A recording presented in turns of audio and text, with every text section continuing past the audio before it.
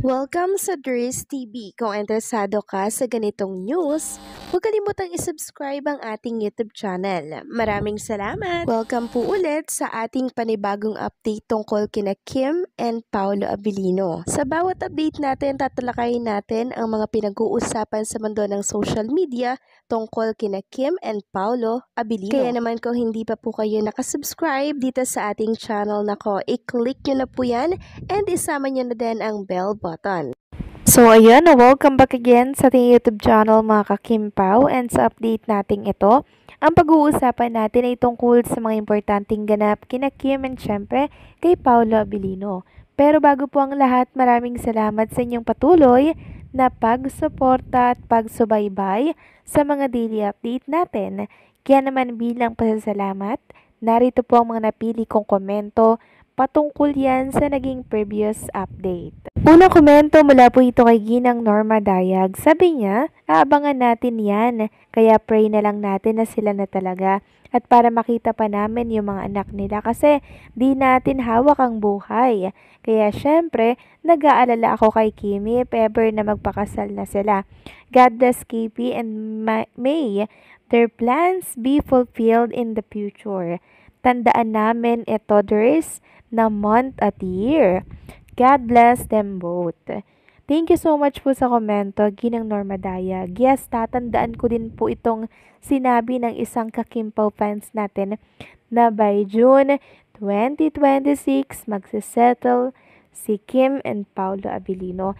At kung hindi man po mangyari yon sa date na yon, mga ka-Kimpaw, possible na nagbago. Diba, hindi naman kasi natin hawak ang desisyon ni Kim and Paolo Abilino, pero ipag-pray natin na hopefully ay totoo po yung ating nabasa kanina. So maraming salamat po sa komento, Ginang Norma Daya. God bless po and mabuhay kayo. At ang next comment natin mula po kay Ginang Elisa Lim. Sabi niya, yes, Miss Dries, ang ganda ng feeling pag makarinig ko na ang mga paliwanag mo about sa mga fake news na nakakainis na pakinggan. Ang mga panira about sa Kimpaw, about kay Paolo, intentions towards Kim na hindi totoo at nakikiride lang panira nila kay Paolo to destroy Kimpaw. And it was fake news talaga. Tapos itong ibang mga ka-seniors ko, maniwala ka agad or nakasad talaga sa amin mga seniors, pero kapag magsalita ka na Miss Dries at magpaliwanag na hindi maniniwala sa mga fake news, andon masaya na kami at panatag sa iyo mga sinasabi na katotohanan sa relasyon ng Kimpaw. Sino ba naman na lalaki na magbibigay ng regalo na abot ng 1 million na wala lang, friends lang. Tapos magkasama palagi, even their amanpulo, na wala lang. Alam naman natin na si Kim hindi yan cheap na sasama sa lalaki. Sila lang dalawa na afford naman niya lahat. Kahit saan siya mag-vacation kasama ang family niya. Pero hindi, kay Paolo lang siya sumama. So deep relationship na talaga sila at alam ng Diyos yan kung ano ang real intention ni Paolo kay Kim. Mabait siya kaya binibless ang kanilang relation na ngayon sila na talaga ang mag-couple. God bless to you, Misters, and more power. Maraming salamat po sa komento, Ginang Elisa Lim, and syempre sa pag-appreciate po ng mga paliwanag ko tungkol sa mga lumalaganap na fake news. And nakakatuwa lang pong malaman na pag ako na po yung nagpapaliwanag, nawawala po yung agam-agam ninyo tungkol sa mga nababasa po ninyong fake news. At tama po kayo, sino ba naman pong lalaki ang magre-regalo ng worth of milyon na halaga po ng regalo para lang sa isang babae na wala silang relasyon, 'di ba? Nakakaloka lang. Ang hirap kayang kumita ng pera ngayon. Tapos ireregalo lang pala sa walang label na babae, 'di ba? So doon pa lang mga ka-Kimpaw, alam na po natin kung anong meron sa kanila. Idagdag pa po yung amanpulo na silang dalawa lang, 'di ba? So napakarami po mga ka-Kimpaw na pwede nating pagbasehan para masabing merong deep relationship si Kim and Paolo Abilino. Kaya kahit anong babasa nyo yung fake news dyan sa mundo ng social media, tawanan nyo na lamang po. Dahil for sure naman, malinis ang intensyon ni Paolo Abilino kay Chinita Princess. So maraming salamat sa komento, Ginang Elisa Lim. God bless po sa inyo and mag-iingat kayo palagi. So eto na nga, pag-usapan na natin ang mga balita po na nakalap natin sa gabing ito at unahin na nga nating pag-usapan ang tungkol dito sa nabasa natin kani-kanina lamang sa isang Kim Pao page. Dito po yan sa Facebook.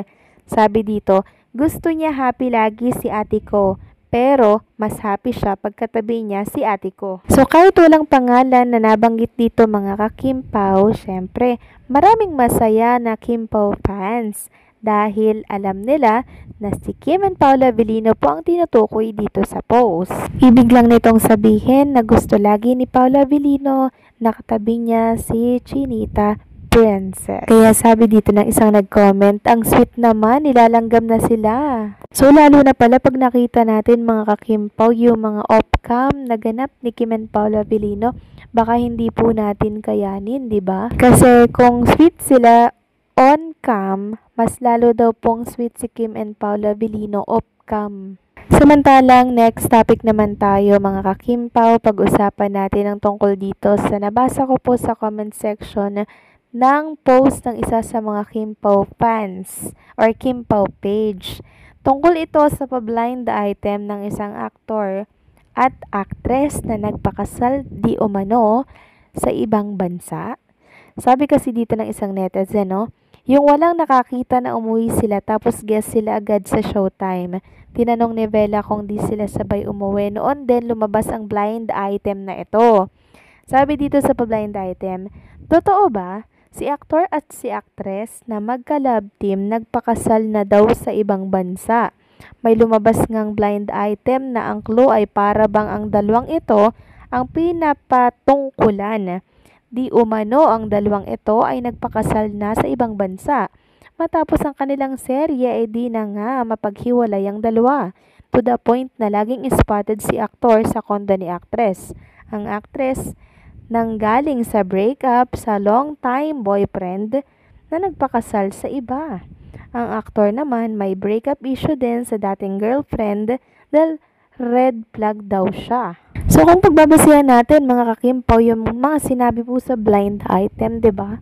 Parang may connection kay Kim and Paula Avellino, pero syempre hindi naman natin tinutukoy na si Kim and Paula Avellino talaga yung nasa blind item, pero ito po ang iniisip ng mga Kim Pao fans. Kasi look mga ka-Kim Pao, actress nang galing sa breakup sa long-time boyfriend, tapos nagpakasal daw sa iba. Yung actor naman din galing sa breakup. So, diba, parang si Kim and Paula Avellino ang tinutukoy dito mga ka-Kim Pao. Parang sila. And kung sila man to mga ka-Kim Pao, may isip natin na kaya pala hindi mapaghiwalay si Kim and Paula Avellino din, 'di ba? Lagi po silang magkasama kahit nasaan man sila at kahit na sila po ay nagwo-workout together. Kayo ba mga ka-Kim Pao? Sino po ang naiisip ninyo sa pa-blind item na ito? Si Kim ba or meron pa ba kayong ibang naiisip? Please let me know and please comment down below.